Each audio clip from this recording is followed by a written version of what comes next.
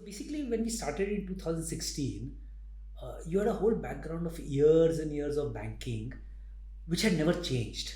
So, and it's reasonably true today also. So if you go to a bank and ask for a loan, you can get a home loan, or you can get what is called a term loan or a EMI loan. So basically, you pay an equated monthly installment. So my partner then realized that there is a space out there, and people want new products, right? Something different, right? So why do you go to Starbucks? You can get a coffee at $10 down your house, right? Because he'll put something else, he'll put a frappe or put something a cream and make it something different, right? And then you're willing to pay $500 for the same thing, right? So we realized that people had changed, millennials had evolved, and while they have aspirations, so they wanted bigger loans, but they were not able to pay a EMI every month. So we said, hey, there's an opportunity here to redesign products and have products where every month you could only pay the interest, and then your bullet amounts and the principals you could pay every 3 6 months when your bonus comes in, or you redeem a mutual fund or something like that. So products like that, then overdrafts. So India, you could always get an overdraft if you were a self-employed or a business. Nobody offered overdraft to salaried people, but your expenses are discrete. For example, suppose you're having a wedding at home, you're not going to spend all the money on day one, right? One day you are going to pay the banquet guy, one day you're going to buy some jewelry. So you need the money at different intervals. But you can take you had to, if you took a loan from the bank, you had to take everything at one shot and start paying interest on the whole amount. So that's where we launched a product called EMI free loans, where we said, hey, pay us the interest and principal in bullets. And then we had overdrafts, and so like that we realized that there were many products customers were looking for, slightly tweaked, slightly customized to meet their needs. So needs had changed, but the products had not. So that's why LoanTap always prides itself that it's a product design company. So we don't compete with banks and all on interest rates. It's obvious that I charge a higher interest rate than banks. We compete on convenience, on product design, on reaching out to the customer. So those are the parameters we excel on.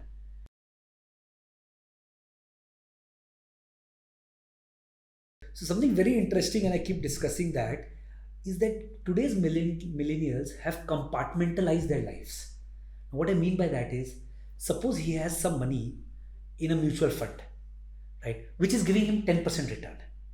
He will take a loan at 20%, but not break his mutual fund. So people have allocated money for different purposes, and they don't mix anymore, which is very strange because when we were young, when we used to take loans and all, we were told you should pay off your highest loan, right? So it's logical. First, you pay off your personal loan or your two-wheeler loan, then you pay off your home loan last, and then you invest. Today's millennials are not doing that. They have their own FDs, which they will not break. They will take a separate loan.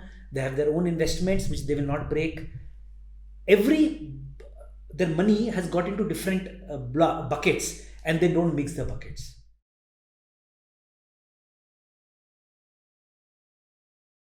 So it's interesting actually. So India in the last 2 3 years has done dramatic work on this side.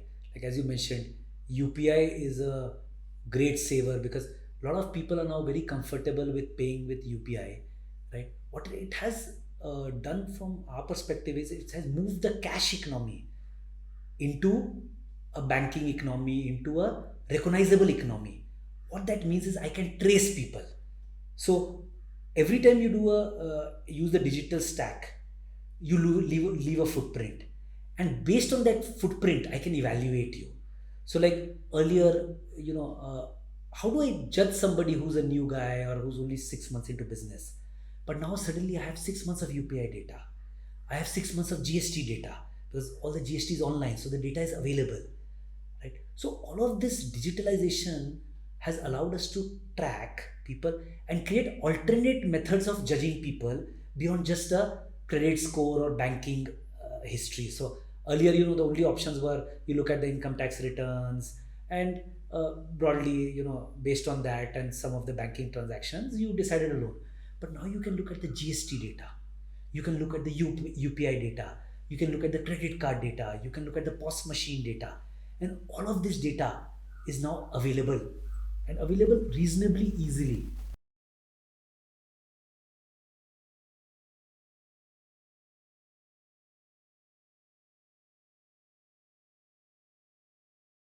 So, like you rightly said, the fintech is today is very booming, and which is true for most of the industries. I think edtech is booming more than that today after pandemic. Uh, the Indians, if you look at worldwide, the requirement of credit is going up, as well as people need money. People need instant gratification. People need today then tomorrow. The world's thinking about managing money is changing, and Right. that's where it brings a lot of opportunity. Some of the opportunities are also just related to transaction. If we see 10 years back, if I wanted to buy something, I need to carry a purse with me, or I need to carry a cash with me. Today the fintech has changed that game entirely, and to large extent I think the government itself is the largest fintech. The way the UPI, like you said, has changed the game of making the smaller payments. Today I don't carry a purse. I don't worry if I don't have a purse with me. My mobile is a purse which allows me to do any transaction which is possible. Right.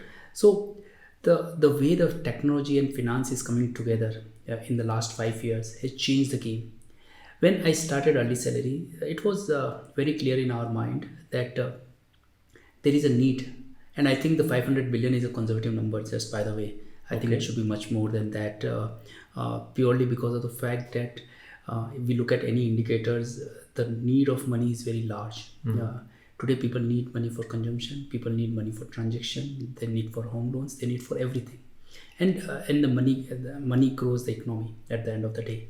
So, and I will not say that one difference which fintechs brings against, let's say, when Flipkart was fighting the unorganized kirana, is that the sector itself was different. In fintech, most of the companies are organized. When I talk about STFC, when I talk about ICICI, they are organized players.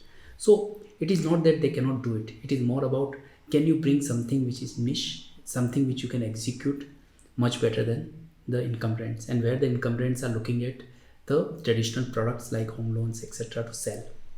And that's where we come into picture, where the fintechs has today started building the buy now pay later, providing a 3 months loans. If you need a transaction where you need 20,000 rupees to go to Goa, if you go to a bank, it will not give you. It will tell you that 2 lakh rupees chahiye. If you need 2 lakh rupees, take that 2 lakh rupees, but I'm not going to give you 20,000 rupees. And that suddenly you are in a shock. India has only 3% of their population which has a credit cards, Wow. which is quite low than any standards you see outside India. Like in US, it is more than 100%. Everybody holds multiple cards, and the penetration is almost to the roof. So there is a large opportunity which we can harness. We can go and build it, and that's what the generation is coming and building it. And what you need for that, if you try to build it in the fin way, the cost will kill you. So it needs a technology. Like on the day one when we started, we were sure if we want to build this, only way it can be built if we harness technology, if technology allows us to build it. Otherwise, there is no way we can make the business work. We will never able to make margins if we want to work in a traditional way. And that's where the entire technology came into picture. We have built, we invested heavily into it, and that really allowed fintech to grow. Going forward also, like, I think there is more scope. Like, the cash economy is still very large in India. We have not yet reached the Bharat of India from a lending perspective. How do we really provide that support? How do we come together and build that ecosystem? It's just a start of fintech, and the ecosystem is just maturing. Let me put it that way. And after going through couple of events which happened in last 2 years, the fintech, especially the consumer lending, is now finding its feet.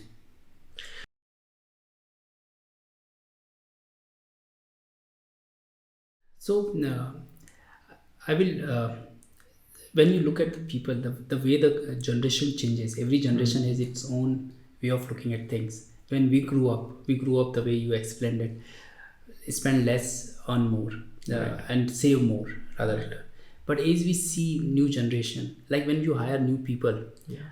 like you said very promptly that he wish I had that confidence. Similarly, I also say the same thing, wish I had that confidence of saying So that confidence brings the change in the spending habits. That confidence brings the way they look at things.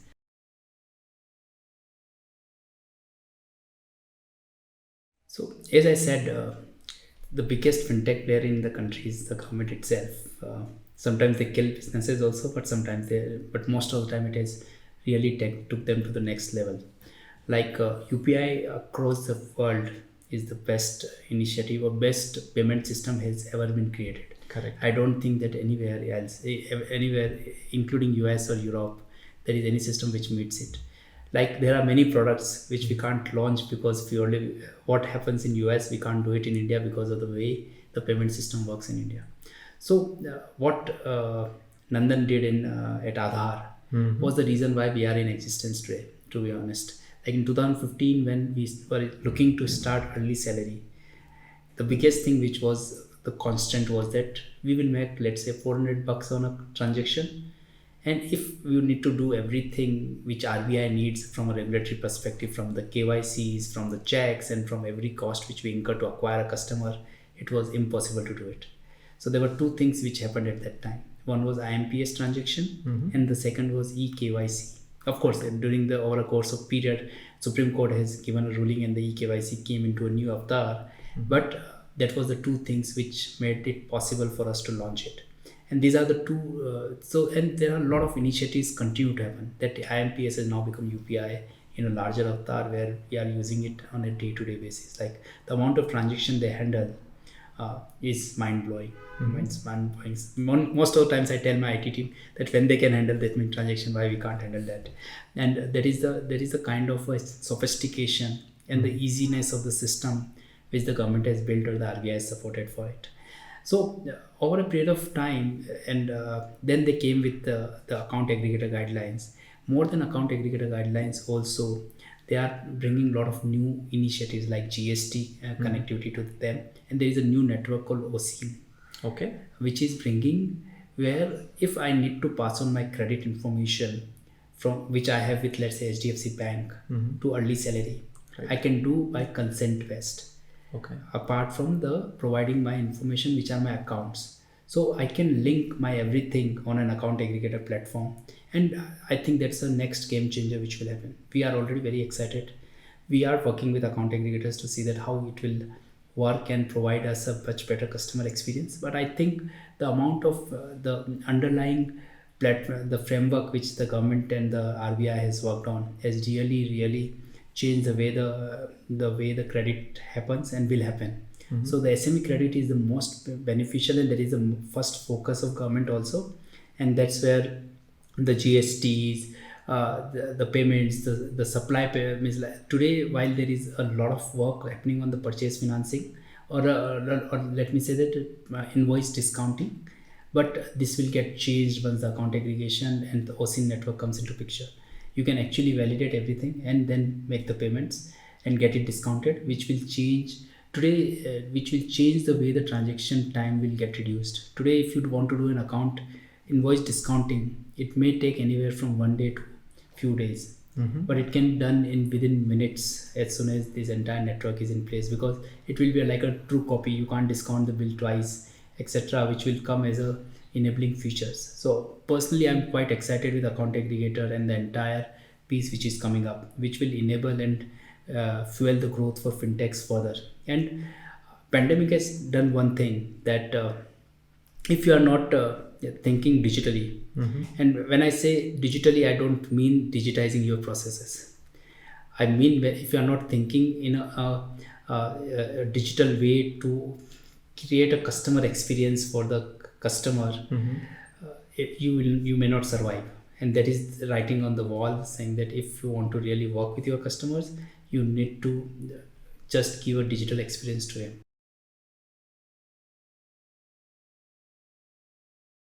Coming to the funding side, of course, it's an interesting journey, and given the fact that as a fintech, it is not a money you need to build your businesses, it is a money you need to do the businesses. It is just not that you took money and acquired customer, build technology. You need money to give money to the customers. So the need of money is always immense, and that's where we went through multiple rounds of funding. We raised close to $35 million of equity, and on the top we have raised some good amount of debt over a period of time, and we continue to raise that piece.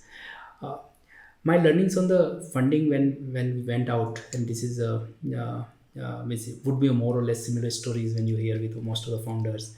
There will be rounds which we just go through, because either you are in the wave or you are in the scale up phase where you come as a company to back, and there will be waves when you will go through the rounds where you are just taking a longer than expected time and and it will just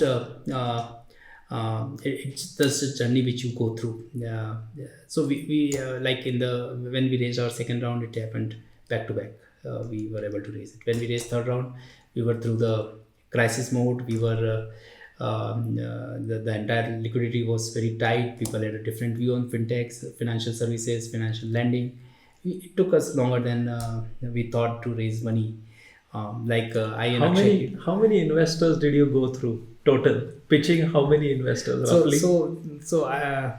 I and Akshay, whenever we go to Mumbai or Bangalore, we can tell which floor of which building the investor is. Whenever we pass something, we can tell that on this floor this investor sits. So almost you can say that you name it, and we would have made a pitch to them. Give me Must a be 100 ballpark plus, number. 100 100 plus. maybe 100, 150 investors.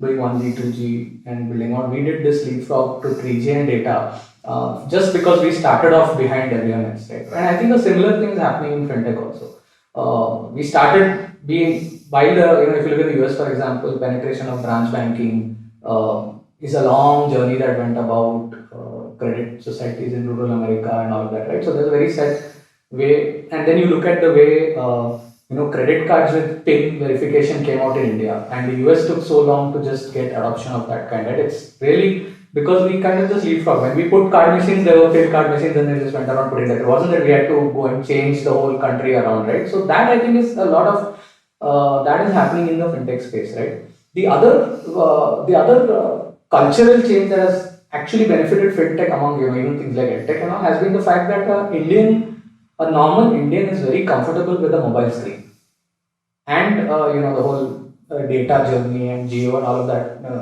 Data ARPUs coming down and all of that.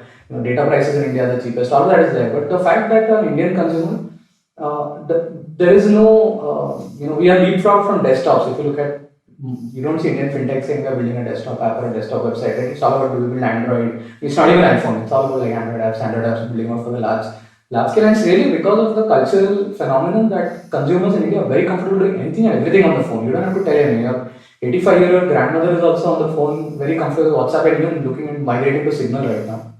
That's the kind of family conversations which are going on. And kids have taken to edtech on phones. The number of people who are doing schooling on a mobile phone screen, right? Now, we are, lucky enough to give our kids laptops, but a lot of the kids are just doing it on the phone. And you look at companies that are doing credit for kirana shops and those kind of things, right? Everyone is just very comfortable. Now that actually has allowed fintechs to be able to deliver services and banks to be able to deliver services in the whole mobile aspect. And I think that is a very big factor for why we have been able to leapfrog on the fintech side. So from a trends, and if you look at the policies that the government has put in place, they have been very supportive.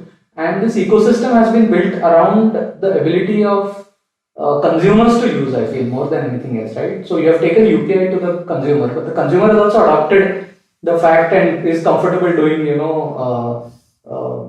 QR code based payments. And I feel a good metric of adoption is the number of scams that are there along it, right? So the fact that there are call centers in some corner of the country scamming on UPI scams means that UPI has got enough adoption that now people are scamming on it, right? Even scams need like they need a market and they need a threshold of adaptability so that people are sufficiently confused. That I feel the primary driver has been consumers adopting mobile workflows. Data is one, but just being able to, it's a small screen. It's not like, it's not a very, if you look at most of the apps, while design of apps has made a progress in India, it's not like they're fantastic designers. A lot of HCI thought has gone into it. They're simple screens, simple buttons, very simple use cases. focus on vernacular screens. The number of people using mobiles in Hindi and Marathi and all that is very large. We don't realize.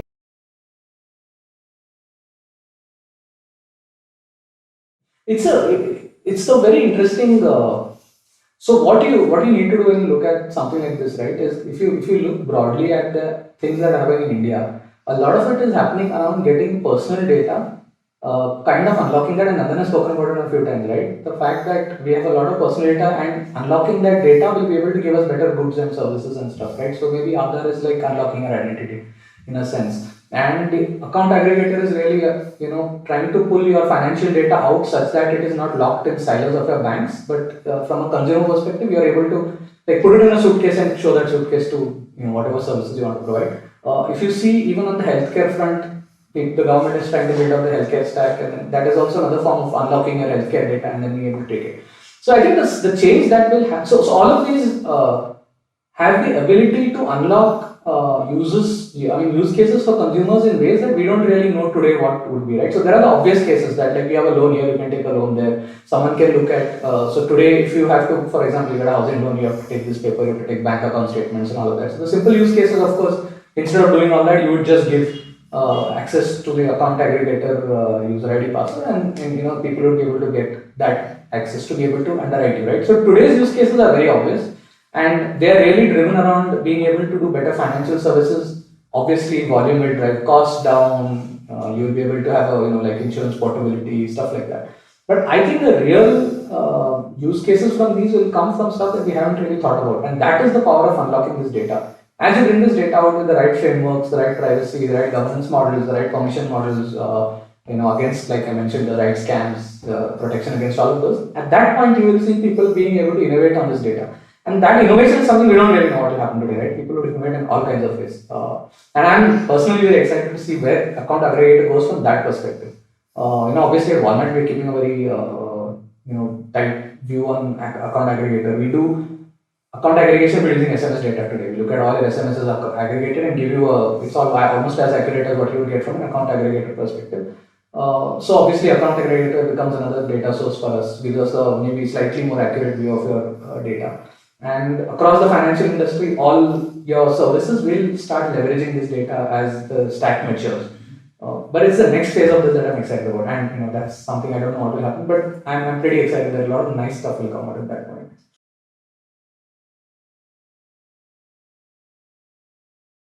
Yeah, I would segment it as lenders and people who want to be lenders. Okay, so because it's basically if you look at fintech, really the bulk of the money is in lending, which is incredibly hard to do, and it looks very easy from the outside, but as through the Walnut and then the capital flow journey, we understand every aspect of lending it's not that straightforward. There's a lot of work involved, a lot of thought process, a lot of technology and stuff, right? So there's that. But all the money really, traditionally also if you look at it, all the banking money is in lending, right? And the rest of it is other income.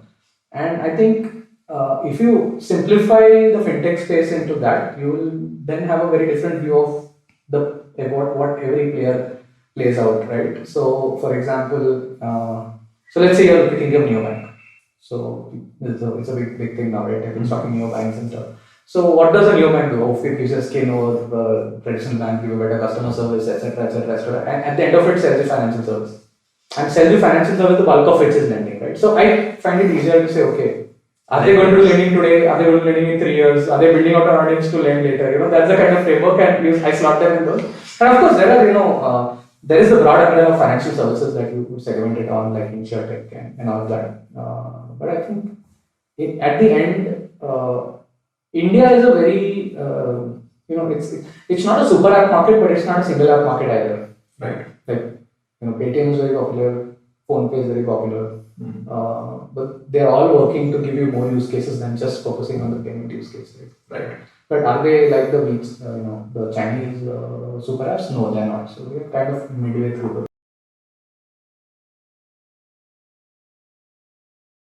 So we started. So me and Amit started Walnut app 2014, and it was really built on a very simple premise, right? So at that time we were taking a break from our previous startups, and everyone was WhatsApping. For some reason, I was sending Amit SMSs, right? So he was like, we sat for a coffee one day and he said, like, why are you doing, everyone's on WhatsApp, what's wrong with you, right? And then we opened the SMS app and we have been building, like our journey has been building tech from the operating system level all the way. And at Motorola, finally, we ended up building mobile platforms. But we had never built a mobile app, right? So we were going up the stack. So we saw, at that time, we saw it and we were like, hey, all the messages that are there in the SMS inbox are really from businesses. And this format of the SMS inbox makes no sense for you to read business messages, right? It's a lot of numbers, INR and XXX and your insurance, blah, blah, blah. And the password. And password and OTP and all that, right? And when we saw that, we kind of had a epiphany that this doesn't make sense. And that quickly evolved into the Wallet app, where we realized that in India, regulatory-wise, the banks have to send you the SMS for your transaction, just from a fraud perspective. Because they have to inform you of everything that happens. Right? So every debit has to come to you and SMS is like the lowest common denominator, right? It will reach you wherever you are with whatever error rates, etc. So that was the thought that Walnut was built on. Very quickly we built the prototype of the app, and we saw real value. The fact that you don't have to lift a finger. The app, one of the metrics that we have is that within 15 to 20 seconds of launching the app, you should get an actionable insight. This was like a metric we had really in the beginning. So we did a lot of tricks for that, right? Very fast SMS processing. We would be having the most complicated and best SMS processing for financial services in the country today, which is built since 2014, right? So the history and the way we were able to do that. Now that was what we started off with. Obviously we saw value, we could see these insights made a lot of sense. We got great initial feedback on that, and interestingly around the same 2-3 month time frame, there were 3 companies that launched with a similar idea across the country. So we had it was a community of 3 of us who were building out personal finance based on SMS apps. we went on to become one of the most loved personal finance apps. And our thought process was always to give value to the consumer in terms of the insights and understanding of their personal finance. And nobody in the financial services industry has an incentive to do it for you because your HDFC Bank, for example, doesn't have access to your ICICI Bank data, and your credit card company would rather you didn't pay your credit card and got their fees out of it, right? So no one is really incentivized in the financial industry to tell you what's happening with your finance, and that was where Walnut stepped in and gave you that. Step 1 was just insight, just knowing where your money goes. Before initial messaging was just know where your money goes, right? After that, it's once you know that, then the next step is can you save, can you buy a financial product, or what can you do with it, right? That kind of was the journey. We always had this. We were very privacy focused, very focused on the fact that your data should not be shared with one. So initially through our journey, as we built our audience, we got a lot of finance services and banks coming to us saying that share your audience data with us and we will send offers to them and all that. But we were like, no, whatever it is, it has to be in the app. So we built out products on the financial service. We did insurance, we did a bunch of other things, and we also got into doing lending through partnerships. Obviously, we didn't have an NBFC license in India, so we worked with partners on that. And that was like the initial journey of Walnut, where we got funded and went through that. And then about 2018, when we saw lending was a big thing for us, we picked up a lot of business on that. We were doing, I think at that point we were around 200-300 crores of lending, which was really a pilot that we had started off from the lending side. Then we connected to the Capital Flow team, and there was a lot of complementary stuff that they were getting into the consumer space at that time. They started off as a traditional SME lender. The question at our end was, do we become a lender ourselves as the business grew, or work with someone who has gone through their journey for the last 4 or 5 years and leverage their knowledge, and they use us on the consumer side, build up the consumer perspective, and our roadmaps are right. So we kind of got acquired by them. So after that, it's been very interesting. We've gone much deeper into the whole lending space across consumer and SME spaces. Capital Float, of course, is Amazon is one of the investors. It's a self-funded company. Must be about 125 million raised so far. Through the journey. They're the pioneers in digital lending in India. They did digital lending when there was no digital lending. Right? Today, it's all digital lending. But they are the ones who initially brought all these processes online, underwriting, collections, and all of that. And today, actually, at Capital Float, we do. I would say we do the most amount of what is BNPL, which is buy now pay later loans. So we do majority of that in the country today.